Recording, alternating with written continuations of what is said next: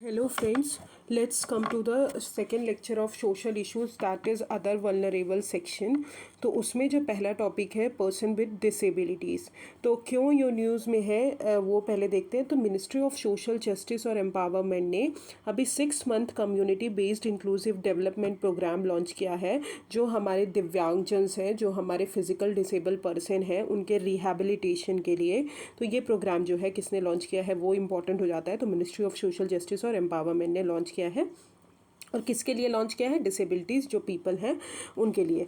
पहले हम की फैक्ट देखते हैं, उसके बाद हम देखते हैं कि क्या है प्रोग्राम में। तो की फैक्ट्स और ट्रेंड्स एज पर सेंसस 2011 के हिसाब से देखा जाए तो 2.21% जो इंडिया की पॉपुलेशन है वो डिसेबल्ड है।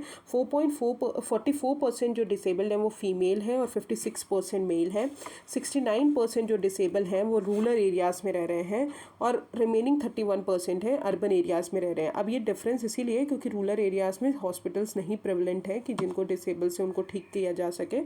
54% डिसेबल चिल्ड्रन जो हैं, जो कि बहुत सारी मल्टीपल डिसेबिलिटीज़ से सफ़र कर रहे हैं, उन्होंने अभी तक एजुकेशनल इंस्टीट्यूशन को अटेंड नहीं किया है।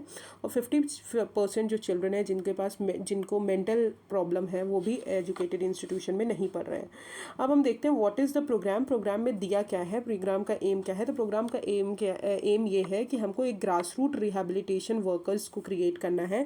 जो भी वर्कर्स, जो भी आशा वर्कर्स हो गए, हमारे आंगनवाड़ी वर्कर्स जो भी वर्क कर रहे हैं, उनके साथ मिलके कुछ वर्कर्स को ट्रेंड करना है। ऐसा वर्कफोर्स क्रिएट करना है कि जो हमारे डिसेबल पीपल हैं उनको जो है सोसाइटी में इंक्लूड करने में हेल्प कर सके। तो इसका यही प्रोग्राम का एम है कि जो भी ग्रास रूट रिहेबिलिटेशन वर्कर्स हैं उनको क्रिएट करना है कम्युनिटी लेवल पे, और वो आशा वर्कर्स और आंगनवाड़ी वर्कर्स के साथ मिलके डिसेबल पीपल को जो है, जो भी डिसेबिलिटी के इश्यूज़ हैं उनको हैंडल कर सकें।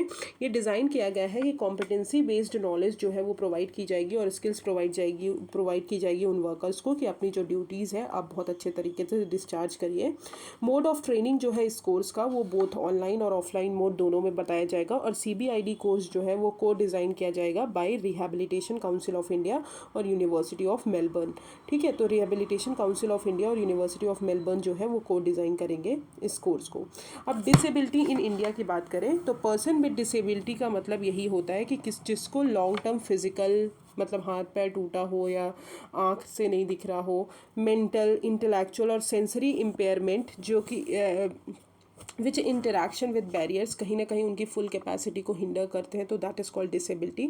अब right of person with disability act आया 2016 में, जहाँ पे गवर्नमेंट ने प्रोवाइड किया कि गवर्नमेंट जॉब में जो रिजर्वेशन है वो 3% से 4% आपको दिया जाएगा। पहले कितना था? 3% था। अब 4% जो है गवर्नमेंट जॉब में रिजर्वेशन दिया जाएगा। अब टाइप्स ऑफ डिसेबिलिटीज़ जो डिफाइन है हमारे उसमें इस एक्ट के अंदर, तो पहले क्या था कि 60 डिसेबिलिटी थी। अब सेंट्रल गवर्नमेंट ने इंक्रीज़ करके 21 डिसेबिलिटीज़ कर दी है कि इन सब डिसेबिलिटीज़ में आपको कंसीडर आउट किया जाएगा। अब रिसेंटली अभी सेंटर गवर्नमेंट ने बोला है कि टाइप ऑफ वर्क और नेचर ऑफ वर्क देख के, जैसे कि IPS वगैरह हो गया, एयरफोर्स हो गए, आर्म फोर्सेस हो गए, उसमें क्या होता है कि आपको ना दौड़ना पड़ता है, पुलिस को मतलब जो किसी को भी क्रिमिनल्स होते हैं उनको पकड़ना पड़ता है, या फिर गन चलानी पड़ती है, ठीक है, पिस्टल चलानी पड़ती है। तो जिसके कारण जो है जो भी फिजिकली इम्पेयर्ड पर्सन है वो ये सब नहीं कर सकते।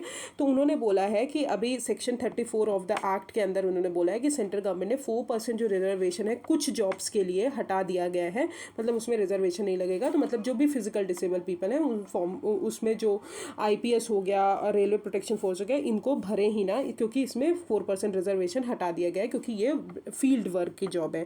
जैसे police force of Delhi, Andaman and Nicobar island, और ये हो गया ऑल कम्बेटेंट पोस्ट जो हो गई सेंट्रल आर्म पुलिस फोर्सेस की, तो उन सब चीज़ों से हटा दिया गया है। फिर राइट टू फ्री एजुकेशन जो है हर चाइल्ड को दिया जाएगा, जो भी हमारे फिजिकल डिसेबल है, 6 से 18 साल के बच्चे हो गए। और 5% रिजर्वेशन जो है वो गवर्नमेंट और एडेड हायर एजुकेशनल इंस्टीट्यूशन है उसमें सीट फिल करने के लिए दिया जाएगा। तो 5% रिजर्वेशन गवर्नमेंट स्कूल्स में दिया जाएगा, एंड जो हमारे 4% रिजर्वेशन है वो गवर्नमेंट जॉब्स में दिया जाएगा। अब कुछ अदर इनिशिएटिव जो लिए गए हैं, तो national policy for person with disability 2006 में लिया गया है। National trust for welfare of person with ऑस्टिम cerebral palsy, mental retardation and multiple disabilities act 1999। फिर rehabilitation council of India act 1992। Okay, तो दीज आर द एक्ट जो other initiatives लिए गए। अब डिड यू नो में अगर देखा जाए तो इंडिया जो है सिग्नेटरी है United Nation convention on right of person with disabilities का, declaration on full participation and equality of people with disability in Asia Pacific region, और बिवाको मिलीनियम फ्रेमवर्क जो है वो वर्क कर रहा है कि हमको जो सोसाइटी है उसको बैरियर फ्री बनाना है, इंक्लूसिव बनाना है और राइट बेस्ड सोसाइटी बनाना है। तो बिवाको मिलीनियम फ्रेमवर्क क्या है जो कि हमारी वर्क कर रही है इंक्लूसिव और barrier free right based society के तरफ। तो ये हो गया did you know. Now let's come to related news में अगर देखते हैं स्कीम्स जो PWDs के लिए लॉन्च की गई, तो national fund for person with disability launch किया गया है। फिर assistance for to disable person for purchase fitting of aids and appliances, तो ADIP स्कीम। फिर scheme for implementing of person with disabilities act 1995 जो कि कवर करता है accessible India Sugamya Bharat campaign जो लॉन्च हुआ था, सुगम्य भारत अभियान, ये जो है डिसेबल के लिए लॉन्च किया गया था। फिर स्किल डेवलपमेंट प्रोग्राम PWDs के लिए, और अर्ली डायग्नोस्टिक और इंटरवेंशन सेंटर्स जो है डिस्ट्रिक्ट हेडक्वार्टर्स हो गए, गवर्नमेंट मेडिकल कॉलेजेस हो गए, वहाँ पे हमको स्टेब्लिश करना है। फिर यूनिक आईडी जो है बनानी है फॉर पर्सन विद डिसेबिलिटी, जो भी पर्सन डिसेबल है उनके लिए यूनिक आईडी क्रिएट करनी है। वो प्रोजेक्ट इंप्लीमेंट किया जाएगा with creating a national database create किया जाएगा PWDs का, जहाँ पे उनको unique disability identity card issue किया जाएगा हर पर्सन जो भी डिसेबल है।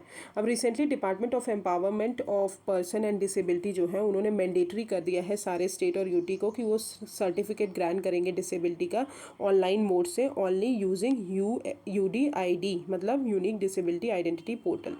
जो डिसेबिलिटी सर्टिफिकेट है वो नेसेसरी है हमारे PWDs के लिए, क्योंकि वो बहुत सारे बेनिफिट्स जो है स्कीम्स के वो उसके कार्ड के थ्रू ले सकते हैं। तो ये हो गई schemes for PWDs।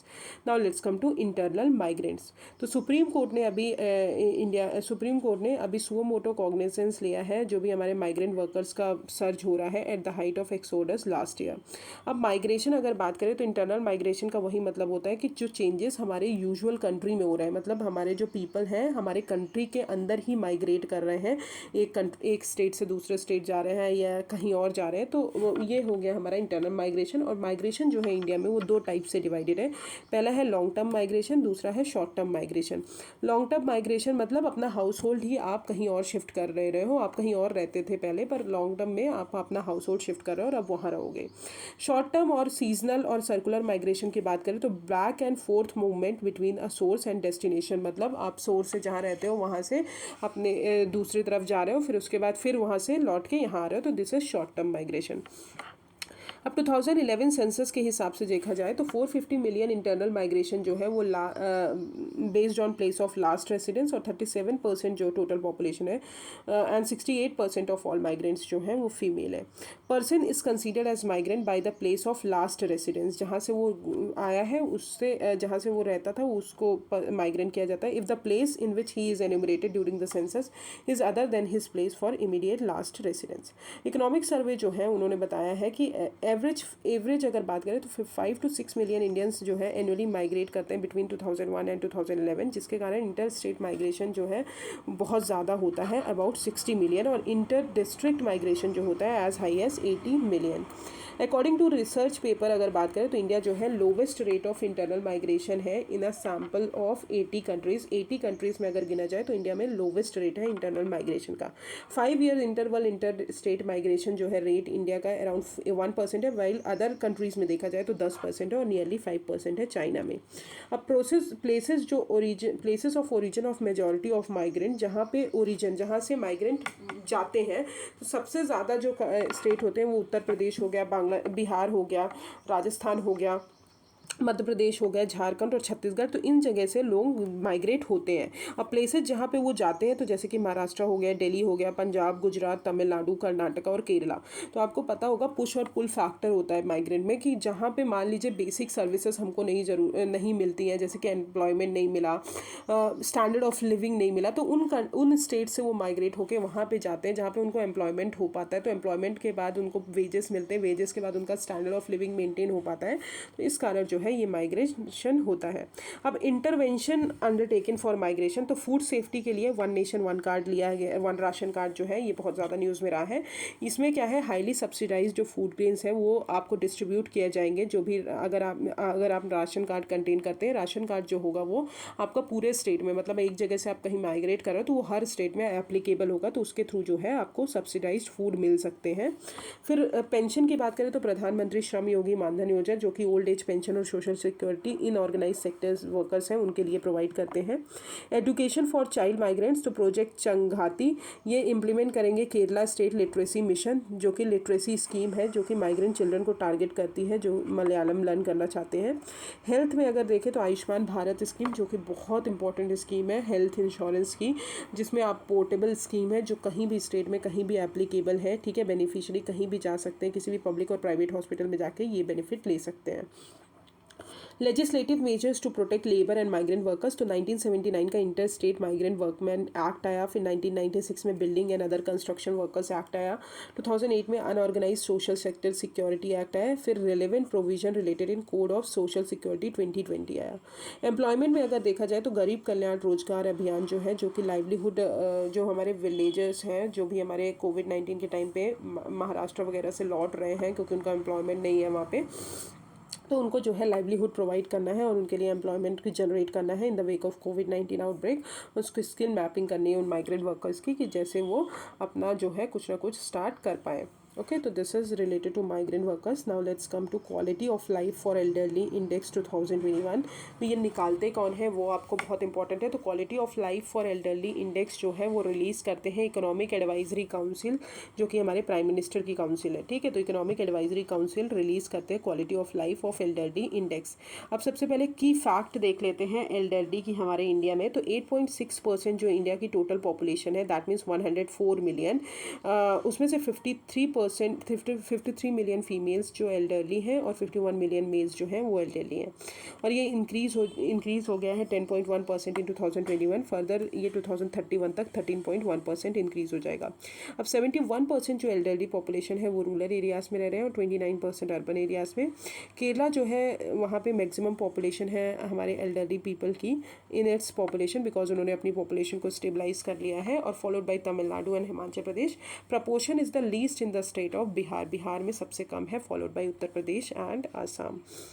Now let's come to index. तो इंडेक्स जो है क्रिएट किया है हमारे institute for competitiveness at the request of economic advisory council PM.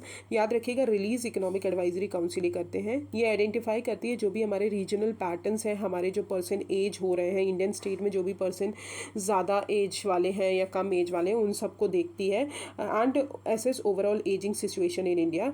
Using this index as a tool, state government और स्टेक होल्डर्स जो है वो आइडेंटिफाई करते हैं एरियाज़ को कि कहाँ हम वर्क करते हैं, कहाँ हमारे ओल्ड जनरेशन जो है उनको कंफर्टेबल लाइफ प्रोवाइड कर सकते हैं, उनके लिए वर्क कर सकते हैं, तो ये सब वो करते हैं। अब असेसमेंट फार्मूला अगर देखा जाए तो इंडेक्स जो है वो 4 पिलर्स इंक्लूड करता है, financial wellbeing, social wellbeing, health wellbeing और इनकम सिक्योरिटी।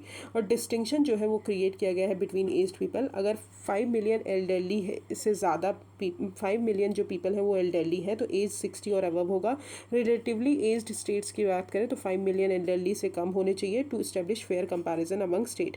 अब नॉर्थ ईस्टर्न स्टेट और यूनियन टेरिटरीज जो हैं वो 2 सेपरेट कैटेगरी में डिवाइड किया गया है बिकॉज ऑफ देयर ज्योग्राफी और शेयर ऑफ एल्डरली पॉपुलेशन। की हाईलाइट्स अगर देखा जाए तो हेल्थ सिस्टम पिलर जो है ऑब्जर्व हाईएस्ट नेशनल एवरेज, मतलब हेल्थ सिस्टम जो है उसमें सबसे ज़्यादा नेशनल एवरेज है, followed by social wellbeing, financial wellbeing, और लास्ट जो है इनकम सिक्योरिटी पिलर है क्योंकि एज्ड पीपल के पास इनकम नहीं रहती है। राजस्थान एंड हिमाचल प्रदेश जो है टॉप स्कोरिंग रीजन है हमारे एज्ड और रिलेटिवली एज्ड स्टेट्स में, और चंडीगढ़ और मिजोरम जो है वो टॉप सिक्योर स्कोरिंग रीजन्स हैं। यूनियन टेरिटरी में चंडीगढ़ हो गई और नॉर्थ ईस्टर्न स्टेट में मिजोरम हो गई। ओके, तो this is the key highlight, आपको याद करने की जो ज़रूरत है, that is released by which organisation. Okay, अब डिड यू नो में देखें तो इकोनॉमिक एडवाइजरी काउंसिल जो है हमारे पीएम की, ये इंडिपेंडेंट बॉडी है जो कि कॉन्स्टिट्यूट की गई थी इकोनॉमिक और रिलेटेड इशूज़ के लिए, जो कि गवर्नमेंट को कहीं ना कहीं पीएम प्राइम मिनिस्टर को हमारे एडवाइस करेंगे। सिल्वर इकोनॉमी जो है it refers to all those economic activities, product and services design to meet the needs of people over 50। जो भी 50 साल के ऊपर के पीपल हैं वो सारी एक्टिविटीज़, जो वो सारे प्रोडक्ट, वो सारे सर्विसेज जो हमारे जो ओल्ड एज पीपल को यूज़ करने में हेल्प करते हैं, उनकी नीड्स को मीट करने में हेल्प करते हैं, तो that is called silver economy, उसे ही बोला गया है। और ये कॉन्सेप्ट जो है ये आया था सिल्वर मार्केट से, that emerged in Japan. Okay, now let's come to related news में अगर देखें तो schemes and programs for welfare of elderly people. तो सबसे पहली है national policy of on older person 1999। ये पॉलिसी जो है स्टेट को सपोर्ट करती है कि वो फाइनेंशियल जो हमारे फाइनेंशियल और फूड सिक्योरिटी प्रोवाइड करे जो भी हमारे ओल्ड एज पॉपुलेशन है उनके डेवलपमेंट के लिए। फिर नेशनल एल्डरली पॉलिसी जो है वो डिफाइन करती है, जो ये पॉलिसी है वो डिफाइन करती है 60% प्लस एज के ग्रुप के जो भी होंगे वो एल्डरली पॉपुलेशन में आएंगे। Maintenance and welfare of parents and senior citizen act 2007, जिसमें बोला गया है कि जो भी रिलेटिव्स हैं, जो भी चिल्ड्रंस हैं, उनको ऑब्लिगेटरी किया गया है कि वो अपने पेरेंट्स और अपने सीनियर सिटीजन का मेंटेनेंस करेंगे, और वो जस्टिफाइबल किया गया है थ्रू ट्राइब्यूनल्स। उनकी जो भी प्रॉपर्टी है उसको ट्रांसफ़र किया जाएगा by senior citizen in case of neglect by relatives. Penal provision जो है वो भी लगाए जाएंगे। तो ये हो गया हमारा maintenance and welfare of parents. फिर national action plan for welfare of senior citizen. तो ये प्लान जो है वो 4 नीड्स जो है हमारे सीनियर सिटीजन के उनको कवर करेगा, जैसे कि financial security, food security, health care and human interaction और लाइफ ऑफ डिग्निटी। और ये अम्ब्रेला स्कीम है जिसके अंदर 4 और स्कीम्स आती हैं। Scheme of integrated programme for senior citizen, state action plan for senior citizen, coverage convergence with initiative of other ministries department in government of India in the field of senior citizen welfare. फिर आते हैं national award for senior citizen Vayoshreshtha Samman जो है, ये इसमें क्या है कि जो भी हमारे एमिनेंट सीनियर सिटीजन हैं उनको रिकग्नाइज़ किया जाएगा और उन इंस्टीट्यूशन को रिकग्नाइज़ किया जाएगा जो हमारे एल्डरली पॉपुलेशन के लिए वर्क कर रहे हैं, तो ये इसके लिए है। फिर राष्ट्रीय वयोश्री योजना, ये स्कीम है जो भी हमारे फिजिकल एड्स जो भी हमारे सीनियर सिटीजन उनको फिजिकल एड्स वगैरह प्रोवाइड करना है, assisted living devices. Senior citizen welfare fund create किया गया 2016 में जो for such schemes for the promotion of welfare of senior citizen, जो कि लाइन है national policy on older person की। द फंड जो है वो कंप्राइज करता है अमाउंट जो है सेविंग स्कीम के अंदर अवेलेबल है, जो कि सेंट्रल गवर्नमेंट की स्कीम है, उसके अंदर जो भी अवेलेबल है वो remain unclaimed for a period of, अगर 7 साल के लिए अनक्लेम्ड है, from the date of account being declared as inoperative account declare कर दिया जाएगा। फिर national council for senior citizen की अगर बात करें, ये कॉन्स्टिट्यूट हुई थी 1999 में under the chairmanship of ministry of social justice and empowerment, जो कि हमारे पॉलिसीज़ हैं गवर्नमेंट को एडवाइस करेगी कि एज्ड पॉपुलेशन के लिए जो भी पॉलिसीज़ और प्रोग्राम्स आप लॉन्च कर रहे हो वो उन तक पहुँचे, उनके इम्प्लीमेंटेशन और उनके इन सबको देखेगा। फिर प्रधानमंत्री जन आरोग्य योजना, जो कि Ayushman Bharat scheme launch under ministry of health and family welfare. और फिर आते हैं Indira Gandhi national old age pension scheme, जो कि इम्प्लीमेंट किया जाएगा by ministry of rural development. फिर प्रधानमंत्री वय वंदना योजना, ये पेंशन स्कीम है जो कि 2017 में लॉन्च की गई थी, एक्सटेंडेड अप टू 2023। फिर senior ageing growth engine scheme है, इनिशिएटिव है सेज इनिशिएटिव, जो कि हमारे जो भी सिल्वर इकोनॉमी, मतलब वही सिल्वर इकोनॉमी को प्रमोट करने के लिए लॉन्च किया गया है। जो भी हमारे एज्ड पॉपुलेशन है उनको इवैल्यूएट करना, उनको वेरीफाई करना, उनके लिए सॉल्यूशंस प्रोवाइड करना, तो वो सब चीज़ों के लिए ये सेज इनिशिएटिव लॉन्च किया गया है। तो ये हमारे हो गए एल्डरली पॉपुलेशन के लिए।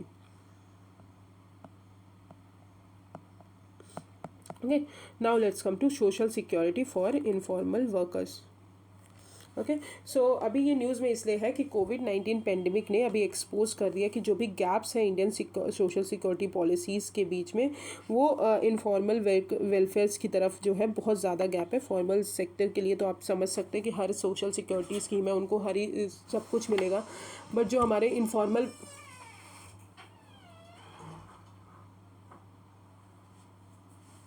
हमारे इनफॉर्मल वर्कर्स हैं उनके लिए कोई स्कीम नहीं है।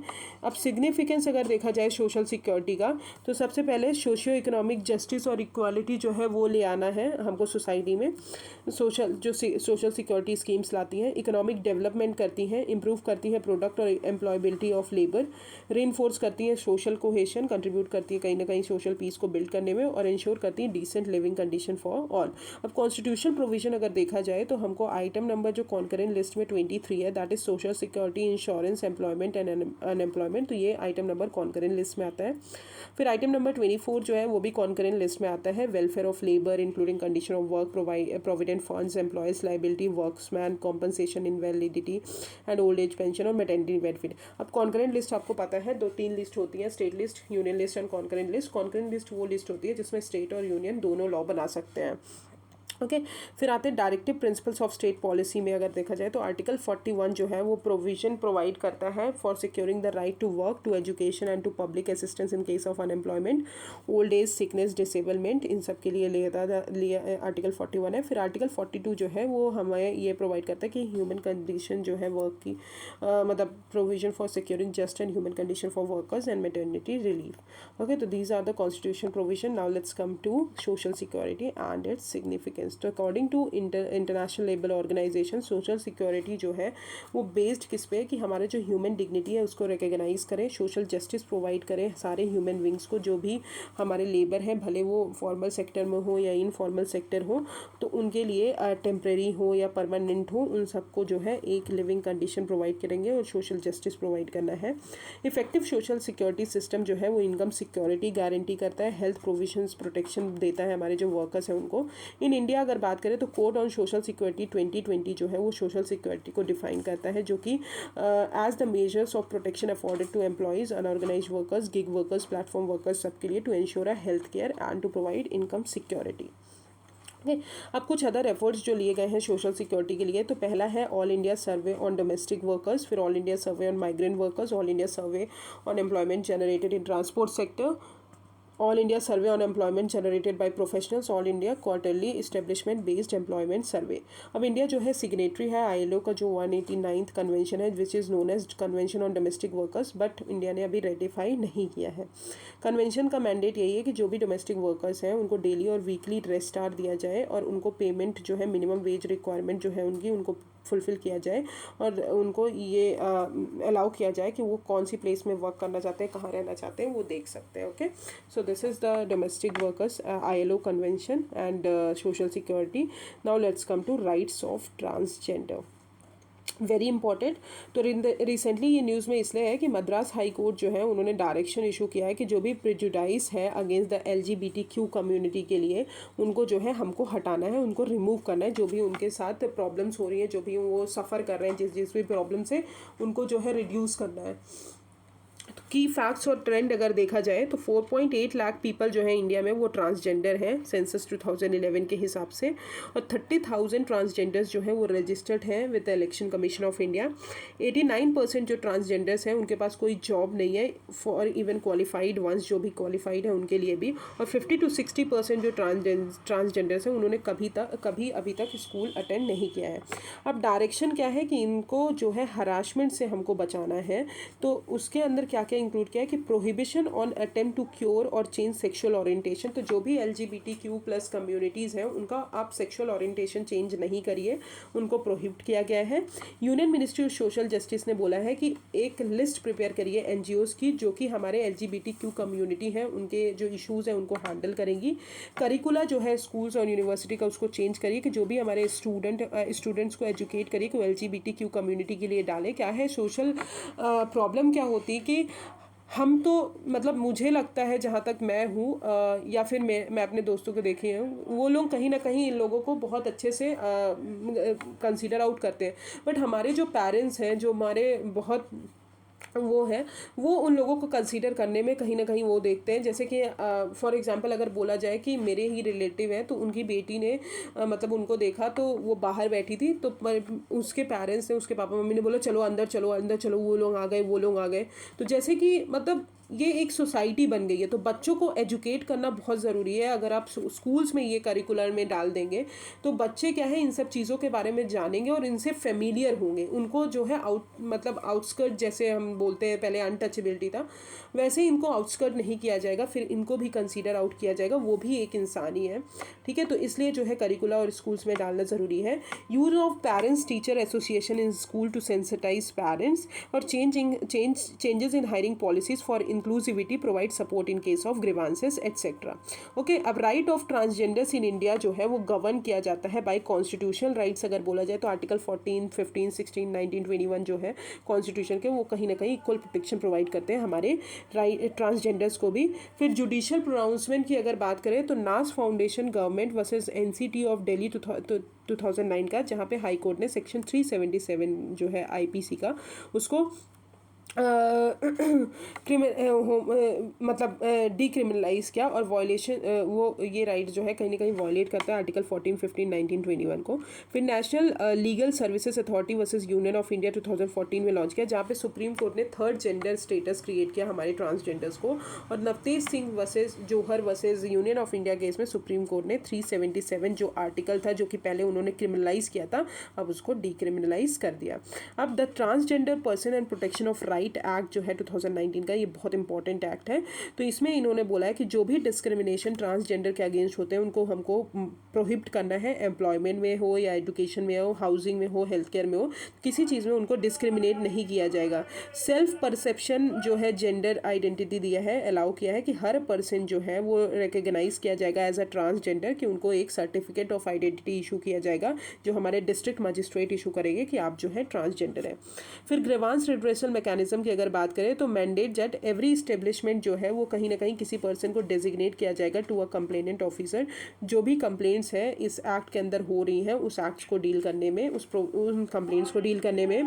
राइट ऑफ रेसिडेंस, कोई भी चाइल्ड जो है पेरेंट्स से वो सेपरेट नहीं किया जाएगा और इमीडिएट फैमिली से ऑन द ग्राउंड कि वो ट्रांसजेंडर है, except on an order of competent court in the interest of such child. Obligation अगर देखा जाए तो हर एजुकेशनल इंस्टीट्यूशन जो है जो भी फंडेड है, रिकग्नाइज्ड है अप्रोप्रिएट गवर्नमेंट के द्वारा, उनको इंक्लूसिव एजुकेशन और अपॉर्चुनिटीज़ जो है स्पोर्ट्स के लिए, रिक्रिएशन और लेजर एक्टिविटीज़ के लिए ट्रांसजेंडर पर्सन को प्रोवाइड करनी पड़ेगी बिना किसी डिस्क्रिमिनेशन के।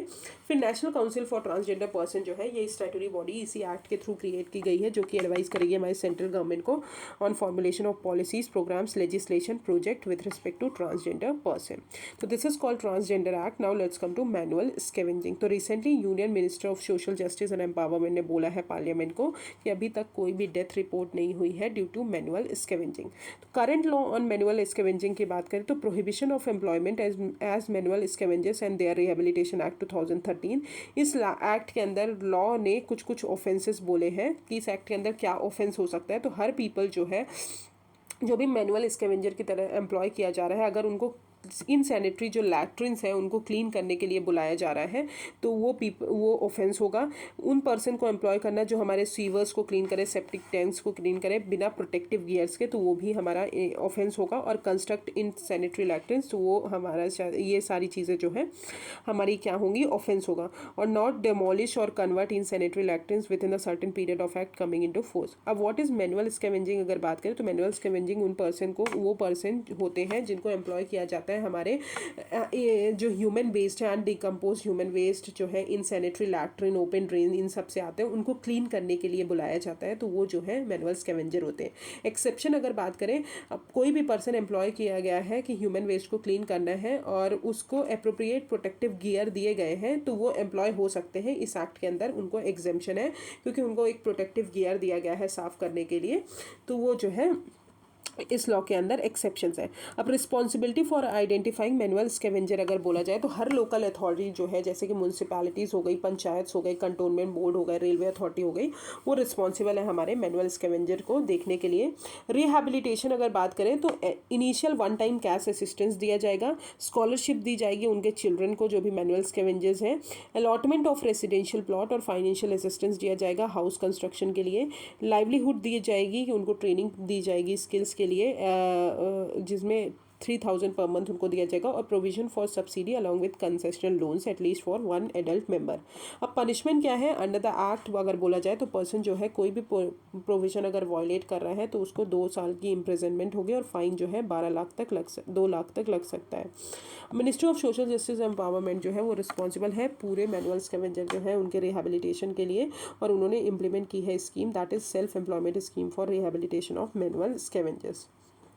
Okay, so this is manual scavengers. Now let's come to indigenous people. तो अभी ये न्यूज़ में इसलिए है कि फूड एंड एग्रीकल्चर ऑर्गेनाइजेशन जो है उन्होंने अपनी रिपोर्ट रिलीज़ की है इंडिजीनियस पीपल के लिए। की फैक्ट अगर देखा जाए तो ऑल दो इंडिजीनियस पीपल जो है 5% ऑफ ग्लोबल पॉपुलेशन को बनाते हैं, बट दे अकाउंट फॉर 15% जो है उसमें से एक्सट्रीम पुअर कंडीशन में आते हैं। अब इंडिजीनियस पीपल की बात करें तो इंडिजीनियस पीपल वो होते हैं जो हमारे कंट्री में ही रहते हैं, ठीक है, मतलब हमारे कंट्री का ही ओरिजिन है।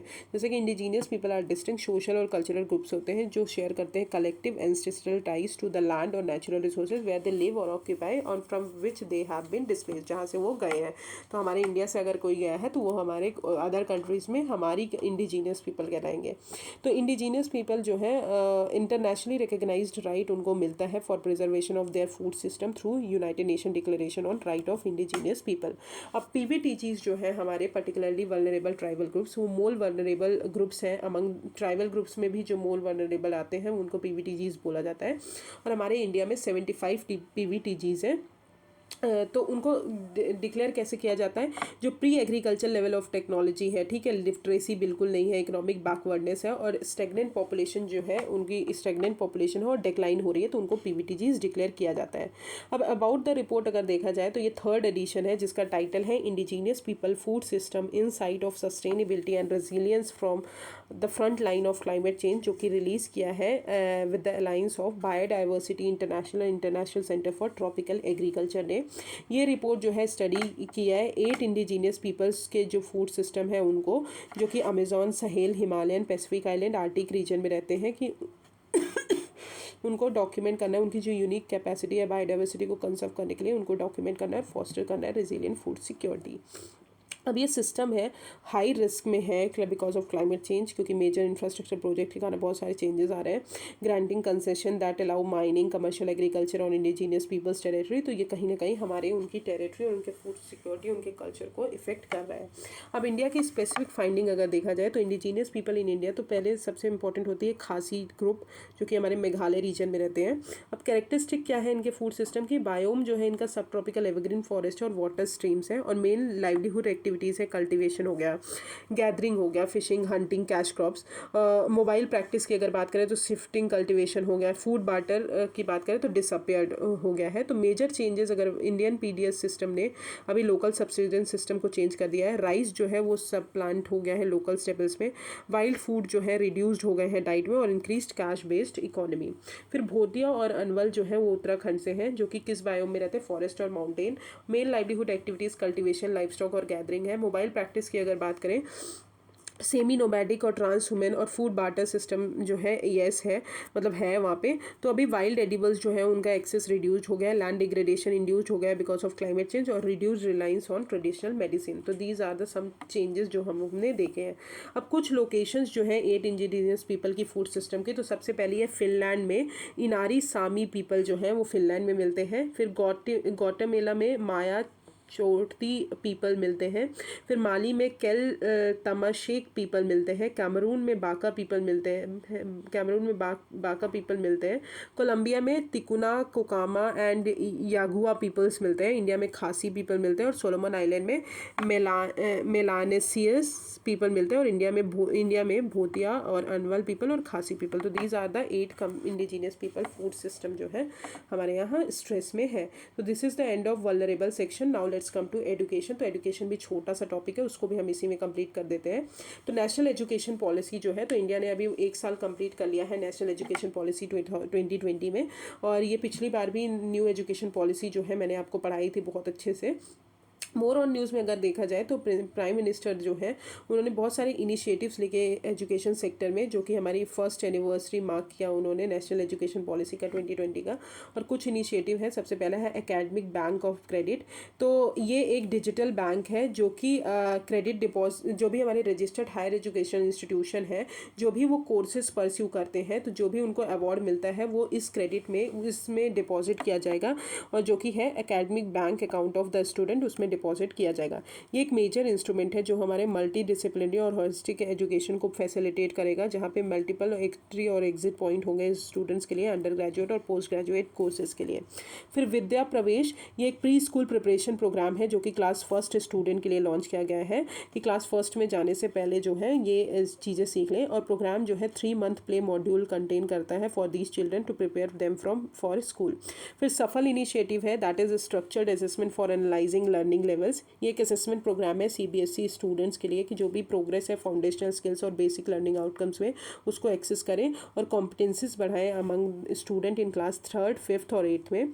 फिर नेशनल डिजिटल एजुकेशन आर्किटेक्चर है, ये प्रोवाइड करेगा डाइवर्स इकोसिस्टम और आर्किटेक्चर जो है हमारे डिजिटल इंफ्रास्ट्रक्चर के लिए डेवलपमेंट के लिए फेडरेटेड होगा बट इंटरऑपरेबल सिस्टम होगा जो कि हर स्टेट और यूटी में किया जाएगा। ये बेनिफिशियल होगा हमारे सेंटर स्टेट के लिए कि वो हमारे एडमिनिस्ट्रेशन जो है हमारे जो स्कूल की प्लानिंग है उसको बेटर बना सके as well as teachers students और स्कूल्स को भी। फिर नेशनल एजुकेशन टेक्नोलॉजी फोरम जो है ये प्रोवाइड करेगा platform for free exchange of ideas on use of technology जैसे कि आर्टिफिशियल इंटेलिजेंस, ब्लॉकचेन हो गई, ये सारी चीज़ें।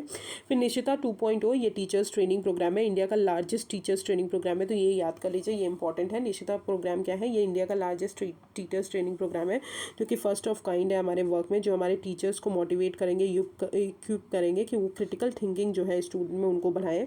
इसमें जो है ट्रेनिंग प्रोवाइड किया जाएगा टीचर्स को एज पर देयर नीड और they able to give their suggestions to the department. It will have 68 modules including 12 generic and 56 subject specific modules जो कि 10 लाख टीचर को कवर करेंगे। फिर other initiative related to language अगर बोला जाए तो मदर टंग जो है वो as a medium of instruction colleges में लिया जाएगा। 14 इंजीनियरिंग कॉलेजेस हैं 8 स्टेट में are going to start engineering studies in 5 Indian languages, Hindu, Tamil, Telugu, Marathi और बांग्ला। साइन लैंग्वेज जो है as a subject in secondary level पे लिया जाएगा। India sign language for the first time has been accorded the status of language subject और this will give a boost to Indian sign language and will help the divyang people. Background में देखा जाए तो new education जो हमारी national education policy है वो जुलाई 2020 में लॉन्च की गई थी कि जो भी हमारा लर्निंग लैंडस्केप है उसको चेंज करना है, उसमें फिलॉसफी वगैरह गाइड करना है और बच्चों को एजुकेट करना है, होलिस्टिक डेवलपमेंट करना है अंडर द आत्मनिर्भर भारत।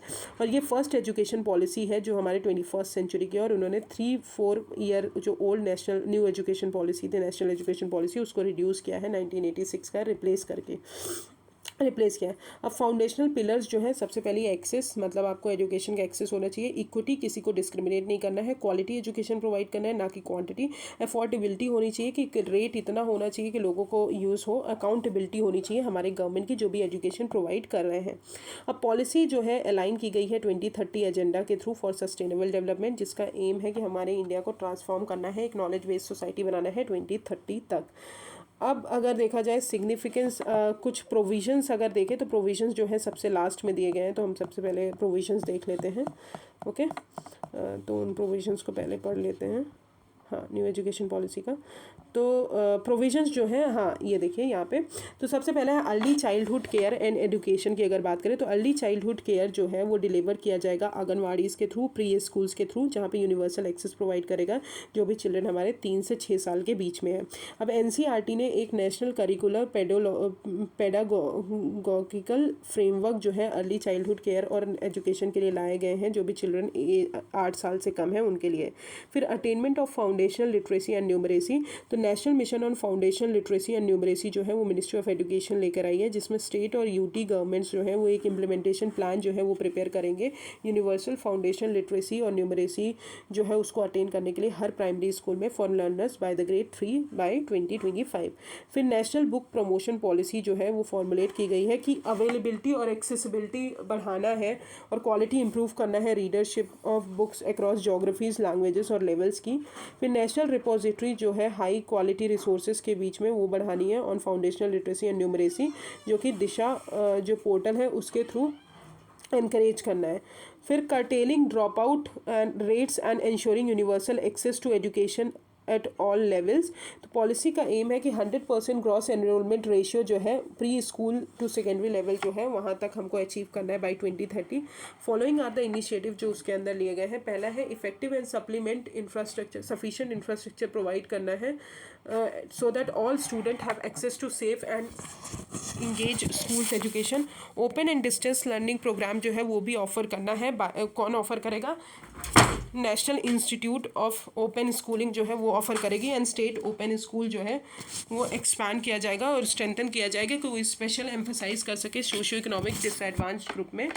फिर ट्रैकिंग स्टूडेंट्स जो है उनको ट्रैक करना है as well as their learning levels को थ्रू काउंसलर्स और वेल ट्रेन्ड सोशल वर्कर्स। फिर करिकुलम और पेडागॉजी की अगर बात करें तो ट्रांसफॉर्म करना है हमको उसको। फिर एग्जिस्टिंग एकेडमिक स्ट्रक्चर जो है हमारा, जैसे कि है 2 साल 16 से 18 साल, फिर 10 साल 6 से 16 साल, तो ऐसे जो है हमारा वो है। पर उसको जो है एकेडमिक स्ट्रक्चर कैसे करना है, तो सबसे पहले हमको करना है 3 ईयर्स आंगनवाड़ी और प्री स्कूल जो है 3 से 6 साल की एज ग्रुप में दिया जाएगा। फिर 2 साल में 2 ईयर्स के लिए क्लास 1 और 2 पढ़ाना पड़ेगा, तो 2 साल वो हो जाएगा, एज 6 से 8 साल की रहेंगी। 3 साल में अगर बात करें तो क्लास 3 to 5 होना पड़ेगा, जिसमें एज ग्रुप 8 से 11 रहेगा। 3 ईयर्स की बात करें तो 6 to 8 क्लास पढ़नी पड़ेगी, 6, 7, 8 क्लास, और एज उसमें 11 से 14 साल रहेगी। फिर 4 साल 9 to 12, एज उसमें 14 to 18 ईयर्स रहेगी। तो ये जो है एकेडमिक स्ट्रक्चर को ऐसे चेंज करना है 5+3+3+4 मॉडल में। ओके, तो सबसे पहली है फाउंडेशनल स्टेज, जिसमें मल्टी लेवल प्ले और एक्टिविटी बेस्ड लर्निंग प्रोवाइड करनी पड़ेगी। फिर प्रिपरेटरी स्टेज आएगी, जहाँ पे प्ले, डिस्कवरी, एक्टिविटीज़ ये सब प्रोवाइड करना पड़ेगा। फिर मिडिल स्टेज आएगी, जहाँ पे एक्सपेरिमेंटल लर्निंग जो है साइंसेस में, मैथमेटिक्स, आर्ट्स, सोशल साइंसेज और ह्यूमैनिटीज़ में प्रोवाइड करना पड़ेगा। और सेकेंडरी स्टेज में multi disciplinary study, greater critical thinking और फ्लेक्सिबिलिटी वगैरह प्रोवाइड करनी पड़ेगी। अब फ्रीडम ऑफ चूजिंग है कि आप जो है वैरायटी ऑफ सब्जेक्ट कॉम्बिनेशन करके चूज़ कर सकते हो, जैसे कि कोई भी रिजिड सेपरेशन नहीं है कि मैथ साइंस ही आपको लेना है, आप किसी के साथ भी कुछ भी करके वो ले सकते हो।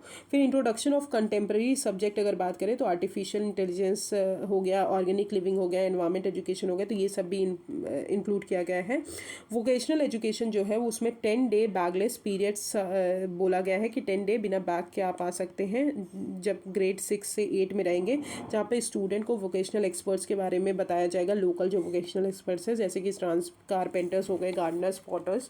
फिर national curricular framework for school education जो है वो डेवलप किया है NCERT ने। स्टूडेंट असेसमेंट की बात करें तो स्कूल एग्जामिनेशन जो है वो ग्रेड 3 और 5 और 8 में कंडक्ट करेंगी, अप्रोप्रिएट अथॉरिटी है वो। फिर बोर्ड एग्जाम्स होगा 10th और 12th के लिए, वो कंटिन्यू किया गया है बट रीडिज़ाइन करा जा सकता है। फिर नेशनल असेसमेंट सेंटर जो है दैट इज़ पारेक, वो सेटअप किया गया है, जो कि स्टैंडर्ड सेटिंग बॉडी है मिनिस्ट्री ऑफ एजुकेशन के अंदर। फिर होलिस्टिक प्रोग्रेस कार्ड जो है, जहाँ पे 360 degree multi dimensional report refer की जाएगी, जो कि रिफ्लेक्ट करेगा आपकी प्रोग्रेस हर लर्नर के बारे में।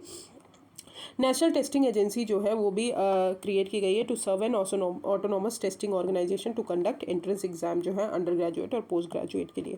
फिर मल्टीलिंगुअलिज्म की बात करें तो मीडियम ऑफ इंस्ट्रक्शन जो है टिल ग्रेड 5 वो परफेक्टली टिल ग्रेड 8 और बियॉन्ड की बात करें तो वो होम लैंग्वेज, मदर लैंग्वेज और लोकल लैंग्वेज में दिए जाएंगे। लैंग्वेज जो है इंडिया की वो एक ये क्रिएट किया गया है, एक फन प्रोजेक्ट और एक्टिविटी है जो कि हर स्टूडेंट करेगा अंडर द एक भारत श्रेष्ठ भारत इनिशिएटिव।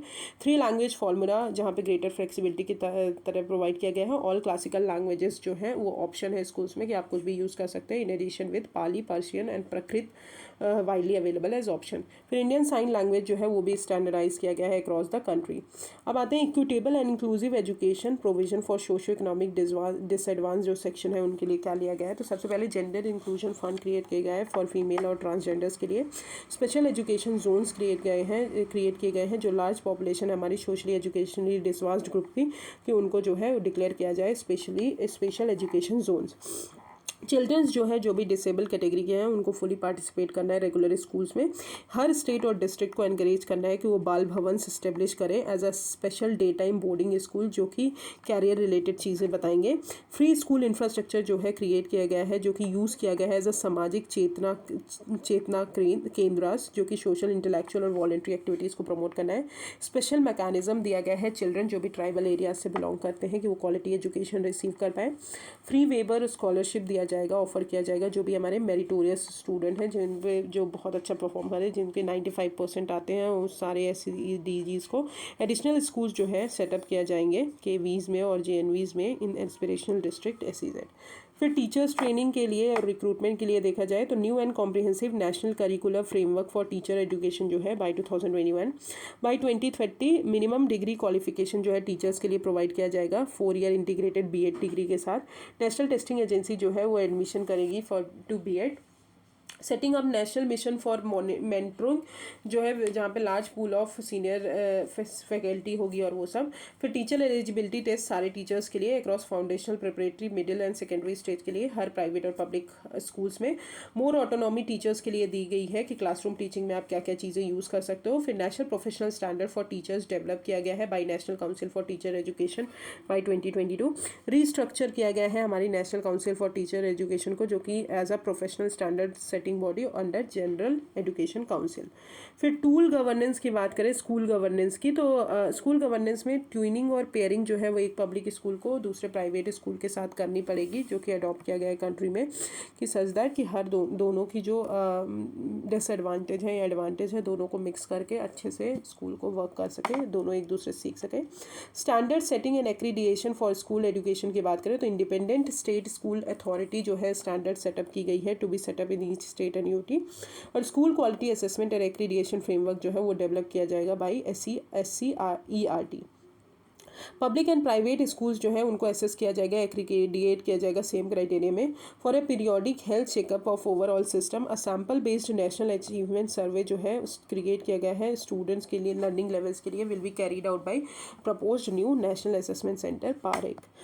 अब आते हैं हायर एजुकेशन के लिए क्या लिया गया है। ये तो स्कूल एजुकेशन की बात हो गई, तो हायर एजुकेशन के लिए institutional and restructuring and consolidation. तो सारे जो हायर एजुकेशन इंस्टीट्यूशन है उनको 3 टाइप इंस्टीट्यूशन में कंसोलिडेट करने की बात की है, research universities, teaching universities and autonomous degree granting colleges. अब एफिलिएशन जो है कॉलेज का वो फेज आउट किया जाएगा 15 ईयर्स में, और स्टेज वाइज मैकेनिज्म जो है वो अडॉप्ट किया जाएगा for graded autonomy to colleges over a period of time. अगर बात करें तो हर कॉलेज है उनको एज किया गया है कि वो डेवलप करेंगे either an autonomous degree granting college और a constituent college of university. और देयर शेल बी बाई 2030 अगर बात करें तो at least 1 large multidisciplinary higher education institution होना चाहिए हर डिस्ट्रिक्ट में। बाई 2040 हर हायर एजुकेशन इंस्टीट्यूशन जो है वो मल्टी डिसिप्लिनरी इंस्टीट्यूशन बन जाने चाहिए। और उनका एम है कि जो ग्रॉस एनरोलमेंट रेशियो है हायर एजुकेशन सिस्टम का उसको हमको 50% करना है बाई 2035। अब हॉलिस्टिक मल्टी डिसिप्लिनरी एजुकेशन की अगर बात करें तो पॉलिसी जो है अंडर ग्रेजुएट एजुकेशन है उनको एनविसेज करती है कि फ्लेक्सिबल करिकुला आप प्रोवाइड करिए, क्रिएटिव कॉम्बिनेशन बनाइए सब्जेक्ट्स का, ये नहीं कि रिजिड कॉम्बिनेशन ही है। वोकेशनल एजुकेशन को इम्प्रूव करिए, मल्टीपल एंट्री और एग्जिट पॉइंट बनाइए। फिर academic bank of credit create करिए, इस्टेब्लिश किया जाएगा for digitally storing academic credits जो भी अर्न करते हैं हमारे डिफरेंट हायर एजुकेशन इंस्टीट्यूशंस। फिर multi disciplinary education research universities at par with IIT IIM setup किया जाएगा। फिर नेशनल रिसर्च फाउंडेशन जो है as an apex body create की जाएगी जो कि हमारे कल्चर और बिल्डिंग रिसर्च कैपेसिटी को बढ़ाएगी। अब रेगुलेशन की बात करें तो higher education council of India जो है इसमें 4 आते हैं। पहला है national higher education regulatory council regulation के लिए। फिर general education council standard set करेगी। फिर हायर एजुकेशन ग्रांट काउंसिल जो कि फंडिंग प्रोवाइड करेगी, और नेशनल एक्रीडिएशन काउंसिल जो कि एक्रीडिएशन प्रोवाइड करेगी। अब जो भी पब्लिक और प्राइवेट हायर एजुकेशन इंस्टीट्यूशन है वो सेम सेट ऑफ नॉर्म से गवर्न किए जाएंगे। ऐसा नहीं कि उनके लिए अलग नॉर्म्स रूल्स बनाए जाएंगे, सबको सेम रूल्स दिए जाएंगे। Higher education commission of India जो है वो single over reaching umbrella body है जो कि सारे हायर एजुकेशन को देखेगी एक्सेप्ट जो मेडिकल और लीगल एजुकेशन आते हैं उनको छोड़ के। तो याद रखिएगा मेडिकल और लीगल एजुकेशन को नहीं देखेगी क्योंकि उनके लिए अलग से बॉडी बनी हुई है। अब higher education commission of India जो है इनमें 4 इंडिपेंडेंट वर्टिकल्स हैं जो कि हमने बता दिए। अब आते हैं internationalisation of higher education institution. तो इंटरनेशनली रेलेवेंट करिकुला जो है जिसका मीनिंग है कि अपॉर्चुनिटीज़ है सोशल इंगेजमेंट, क्वालिटी रेसिडेंशियल और ऑन कैंपस सपोर्ट के लिए वो लिया जाएगा। फिर इंटरनेशनल स्टूडेंट ऑफिस क्रिएट किया जाएगा हर हायर एजुकेशन इंस्टीट्यूशन में जो कि फॉरेन स्टूडेंट को होस्ट करेंगे। High performing Indian universities encourage की जाएगी कि वो कैंपसेस सेटअप करें अदर कंट्रीज़ में। Legislative framework for facilitating such entry will be put in place and such universities will given special dispensation regarding regulatory governance and content norms. Research collaboration किया जाएगा, student को exchange किया जाएगा between the Indian institution, और credit acquired in foreign universities will be permitted where an appropriate as per requirement of each higher education institution. अब equity and inclusion की अगर बात करें तो स्टेप्स जो गवर्नमेंट ने लिए हैं, तो पहला जो स्टेप्स गवर्नमेंट ने लिए हैं वो देखते हैं। तो सुइटेबल गवर्नमेंट फंड आपको प्रोवाइड करना है, क्लियर टारगेट्स बनाने हैं हायर ग्रॉस एनरोलमेंट रेशियो के लिए, जेंडर बैलेंस करना है, high quality higher education institution setup करने हैं एस्पिरेशनल डिस्ट्रिक्ट में और स्पेशल एजुकेशन जोन्स में। अब जो जो स्टेप्स हमारे हायर एजुकेशन इंस्टीट्यूशंस लेंगे वो क्या क्या है, अपॉर्चुनिटी कॉस्ट और फीस, फाइनेंशियल असिस्टेंस, करिकुला जो है इंक्लूसिव बनना चाहिए, सेंसिटाइजेशन करना है फैकल्टी काउंसलर्स और स्टूडेंट्स का जेंडर आइडेंटिटी इश्यूज के लिए, और स्ट्रिक्टली एनफोर्स करना है कि नॉन डिस्क्रिमिनेशन होना चाहिए और एंटी हरासमेंट रूल्स भी बनने चाहिए। अब आते हैं कुछ अदर मेजर प्रोविजन। तो फाइनेंशियल एजुकेशन, तो सेंट्रल और स्टेट गवर्नमेंट ने बोला है कि पब्लिक इन्वेस्टमेंट जो है उसको इंक्रीज़ करेंगे एजुकेशन सेक्टर में, जो कि 6% ऑफ GDP तक होना चाहिए। पॉलिसी ने ये भी बोला है कि जो प्राइवेट फिलेंथ्रोपिक एक्टिविटी है उनको सपोर्ट करेंगे और उनको भी प्रमोट करेंगे एजुकेशन सेक्टर में। टेक्नोलॉजी इन एजुकेशन की अगर बात करें तो एप्रोप्रिएट इंटीग्रेशन करना है हमको टेक्नोलॉजी का हर लेवल्स में। एडल्ट एजुकेशन की बात करें तो 100% यूथ और एडल्ट लिटरेसी हमको अचीव करनी है। स्कूल्स और स्कूल कॉम्प्लेक्स को जो है बियॉन्ड स्कूल और मतलब स्कूल्स के जब छुट्टी हो जाती है तो उसके स्कूल जो कॉम्प्लेक्सेस है उनको यूज़ करना है एज अ पब्लिक लाइब्रेरी, जो एज अ एजुकेशनल कोर्सेज के लिए। Quality technology based option provide करना है एडल्ट लर्निंग के लिए। फिर online education and digital education की बात करें तो comprehensive set of recommendation provide करनी है ऑनलाइन एजुकेशन को प्रमोट करने के लिए in order to ensure preparedness with alternative modes of quality education whenever or wherever traditional or in-person modes of education are not possible. Dedicated unit provide करनी है for the purpose of coordinating building of digital infrastructure, content and capacity building create करना है ministry of HRD के अंदर हर school और higher education के लिए। Professional education की अगर बात करें तो सारे प्रोफेशनल एजुकेशन जो है उनको इंटीग्रल पार्ट बनाना है हायर एजुकेशन सिस्टम का। ओके फिर promotion of Indian languages and art and culture की, तो स्ट्रॉन्ग डिपार्टमेंट और प्रोग्राम्स जो है इंडियन लैंग्वेजेस के लिए क्रिएट करने हैं। Comparative literature, creative writing, arts, music, philosophy etcetera launch करना है और डेवलप करना है अक्रॉस द कंट्री। फिर आउटस्टैंडिंग लोकल आर्टिस्ट और क्राफ्ट्समैन जो है वो हायर किया जाएगा एज अ गेस्ट फैकल्टी, जो कि हमारे लोकल म्यूज़िक, आर्ट और इन सब को प्रमोट करेंगे। एवरी हायर एजुकेशन इंस्टीट्यूशन जो है और हर स्कूल जो है कॉम्प्लेक्स का एम रहेगा कि art in residence to expose students to art, creativity और rich treasures of region and country. High quality programmes and degrees जो है ट्रांसलेशन और इंटरप्रिटेशन के लिए आर्ट म्यूजियम के लिए बनाना है। और her for each of the languages जो भी हमारे 8 शेड्यूल में मेंशन है कॉन्स्टिट्यूशन के, एकेडमिक्स जो है इस्टेब्लिश की जाएगी जहाँ पे बहुत सारे स्कॉलर्स और नेटिव स्पीकर्स होंगे जो कि हमारे डिटरमाइन करेंगे सारी चीज़ों को। Okay so this is the provisions of new education policy. Now let's come to the education sector, फिर से आते हैं, ठीक है। Wait a second.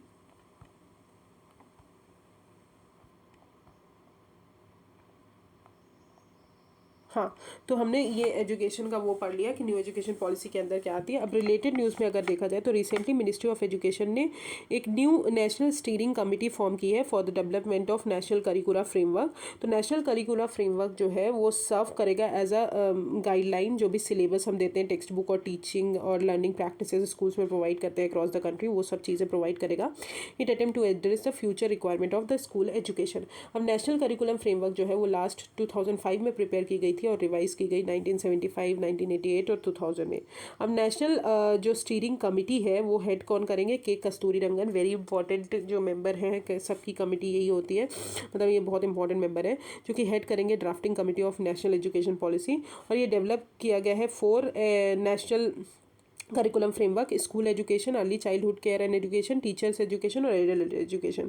जितने भी नेशनल करिकुलम फ्रेमवर्क है उन वो कहीं ना कहीं हमारे सिचुएशन जो है हमारे कोविड-19 के पेंडेमिक के कारण जो भी प्रॉब्लम्स हैं उनको एड्रेस करेंगे। और it will also draw inputs from state curriculum framework. अब आते हैं quality of education in school. तो रिसेंटली अभी नेशनल अचीवमेंट सर्वे और annual status of education report survey जो है अभी कुछ क्वालिटी ऑफ एजुकेशन के लिए कुछ इशूज़ लेकर आई है। तो ये जो सर्वे है बहुत इंपॉर्टेंट है। तो की फैक्ट्स अगर देखा जाए, पहले उसके की फैक्ट्स देखते हैं उसके बाद हम देखते हैं। तो according to united district information system for education plus 2019-20 Indian schools में कुछ इंप्रूवमेंट हुआ है कुछ फॉलोइंग पैरामीटर्स में, जैसे कि हमारे ग्रॉस एनरोलमेंट रेशियो में इंप्रूव हुआ है, पीपल टीचर रेशियो में इंप्रूव हुआ है, enrolment of girls from primary to higher education में इंप्रूव हुआ है, जेंडर पैरिटी इंडेक्स जो है बोथ सेकेंडरी और हायर एजुकेशन लेवल में इंप्रूव हुआ है। स्कूल्स इन रूरल एरियाज में अगर देखें तो according to ASER survey report जो आती है, जो NGO प्रथम निकालते हैं हमारे। तो हमारा जो बॉयज़ का एनरोलमेंट और गर्ल्स का एनरोलमेंट है प्राइवेट से गवर्नमेंट स्कूल्स की तरफ शिफ्ट हुआ है। चिल्ड्रंस टेकिंग ट्यूशन जो है, मतलब जो भी childrens after the schools are tuition ले रहे हैं, वो इंक्रीज़ हुआ है। अवेलेबिलिटी ऑफ स्मार्टफोन जो है वो डबल हो गई है। वाइल 92% ऑफ द चिल्ड्रन जो है, जो कि textbook for their grade, only a third had access to any other learning resources. In 2020 and 2021 there has been increase in number of children not enrolled in school, especially among boys. अब देखते हैं national achievement सर्वे की अगर बात करें तो ये ministry of education निकालती है। ये नेशनल रिप्रेजेंटेटिव है जहाँ पे लार्ज स्केल सर्वे होता है स्टूडेंट का, ये मिनिस्ट्री ऑफ एजुकेशन निकालती है। अब नेशनल अचीवमेंट सर्वे जो है 2021, ये हमें इंफॉर्मेशन प्रोवाइड करेगा कि क्या इंडियन स्टूडेंट को चाहिए, क्या उन जानते हैं और क्या कैन डू इन की grades and subject at national, state और हमारे डिस्ट्रिक्ट लेवल पे। During proceeding of the survey teachers जो है सारे स्टेट्स के, वो नोटिस करेंगे चिल्ड्रन को, पर्टिकुलरली जो ग्रेड 3 और 5 में आते हैं, जो कि बहुत सारे क्वेश्चन से स्ट्रगल कर रहे हैं कि जिनको समझ में नहीं आता और ओएमआर शीट फाइल नहीं कर पा रहे, तो उनको देखेंगे। अब मेजर हाइलाइट्स अगर देखा जाए तो there has been clear shift कि प्राइवेट से गवर्नमेंट स्कूल्स में हो रहा है ऑल ग्रेड्स में, बोथ बॉयज़ एंड गर्ल्स, और इंक्रीज़ हो गया है जो हमारे चिल्ड्रन ट्यूशन्स ले रहे हैं वो इंक्रीज़ हो गए हैं। और across all grades, although over 2/3 of all enrolled children जो है उनके पास स्मार्टफोन है at home, and just over quarter of this full access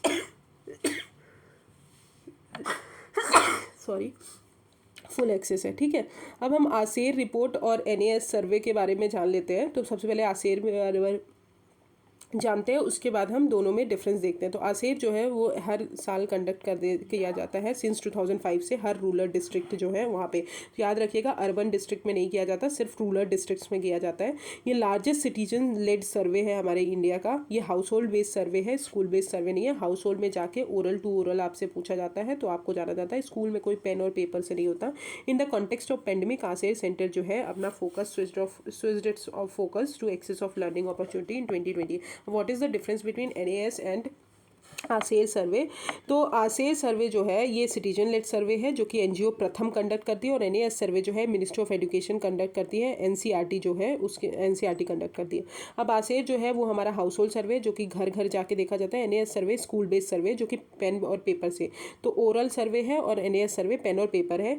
ये जो है सारे चिल्ड्रंस को रिप्रेजेंट करता है जो कि हमारे रूरल एरियाज़ में आते हैं, और एनएएस सर्वे जो है वो सिर्फ गवर्नमेंट और गवर्नमेंट एडेड स्कूल्स के जो भी चिल्ड्रन उनको देखते हैं।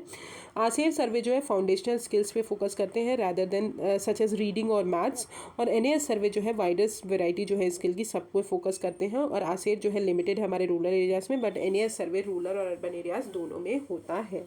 अब आते हैं हायर एजुकेशन इन इंडिया। तो मिनिस्ट्री ऑफ एजुकेशन ने अभी रिलीज़ की है all India survey on higher education report. ये रिपोर्ट बहुत इंपॉर्टेंट है। तो all India survey on higher education कौन रिलीज़ करते हैं? Ministry of education. तो ये एक एनुअल वेब बेस्ड सर्वे है जो कि पहले ministry of human resource development करते थे, अब उनका नाम चेंज करके मिनिस्ट्री ऑफ एजुकेशन रख दिया, तो अब वो करते हैं। ये सर्वे कंडक्ट किया जाता है under central sector scheme higher education statistics and public information system. Survey जो हो वो बेस्ड है वॉलेंट्री, जो है हमको डेटा को अपलोड करना है। जो भी जितने भी इंस्टीट्यूशन है हमारी हायर एजुकेशन इंस्टीट्यूशन, वो अपना डेटा को अपलोड करेंगी और कवर करेंगी सारे हायर एजुकेशन इंस्टीट्यूशन कंट्री में, जो कि 3 ब्रॉड कैटेगरीज में आते हैं। पहला है यूनिवर्सिटीज़, दूसरा है कॉलेजेस, और तीसरा है स्टैंड अलोन इंस्टीट्यूशन। ओके, जो कि नॉन एफिलिएटेड यूनिवर्सिटी होती है, जो कि डिप्लोमा वगैरह बस प्रोवाइड करती है, वो हो गई। अब अगर देखा जाए की फैक्ट्स, तो मार्जिनल राइज हुआ है ग्रॉस एनरोलमेंट रेशियो में। मार्जिनल राइज हुआ है ग्रॉस एनरोलमेंट रेशियो जो वुमेन का है उनका। जेंडर पैरिटी जो है वो इंक्रीज़ हुई है, और पीपल टीचर रेशियो जो है वो भी बढ़ा है। अब रेगुलेटरी फ्रेमवर्क जो है हायर एजुकेशन इंस्टीट्यूशन का अगर बात आए तो पॉलिसी मेकिंग में डिपार्टमेंट ऑफ हायर एजुकेशन करती है, association of Indian universities, central advisory board of education, state council for higher education. फिर रेगुलेशन की बात करें तो यूनिवर्सिटी ग्रांट कमीशन रेगुलेट करती है, AICTE हो गई, स्टेट रेगुलेशन वो हो गई। एक्रीडिएशन में नेशनल बोर्ड ऑफ एक्रीडिएशन जो है वो देते हैं, और national assessment and accreditation council. Now let's come to major initiative जो गवर्नमेंट ने लिए है हायर एजुकेशन सेक्टर के लिए। तो सबसे पहले स्टूडेंट एनरोलमेंट के लिए तो नेशनल एजुकेशन पॉलिसी 2020 जो कि मैंने पढ़ा दिया। New UGC regulation for open and distance learning जो कि अलाउ करेगा कि बहुत सारे रेपुटेटेड जो इंस्टीट्यूशन है वो एंट्री करें इसमें। स्वयं पोर्टल जो है वो रीच आउट किया जाएगा पीपल के, और उनको गुड क्वालिटी एजुकेशन को सिक्योर किया जाएगा। फिर एड्रेसिंग फंडिंग रिक्वायरमेंट की बात करें तो राष्ट्रीय उच्चतर शिक्षा अभियान जो कि 2013 में लाया गया, जिसका एम है कि financing state institution with respect to governance guidance and performance. Higher education financing agency जो है 2018 में लाई गई। ये जॉइंट वेंचर है मिनिस्ट्री ऑफ एजुकेशन और कैनरा बैंक का, जिसका एम है कि हमारे जो मार्केट है मतलब डोनेशंस और सीएसआर फंड है वो उनका फंड यूटिलाइज करके इंफ्रास्ट्रक्चर इंप्रूव करें। फिर better regulation for higher education commission of India जो कि प्रपोज किया गया है to an overreaching regulator of higher education by replacing UGC and AITC. Revitalising research ecosystem की बात करें तो revitalise infrastructure and system in education RISE scheme जो कि फंड किया जाएगा by restructured higher education financing agency, जिसका aim है कि इन्वेस्टमेंट इंक्रीज करना है रिसर्च और रिलेटेड इंफ्रास्ट्रक्चर में। फिर prime minister research fellow scheme जो है क्वालिटी जो है टेक्निकल रिसर्च की उसको बढ़ाएंगे।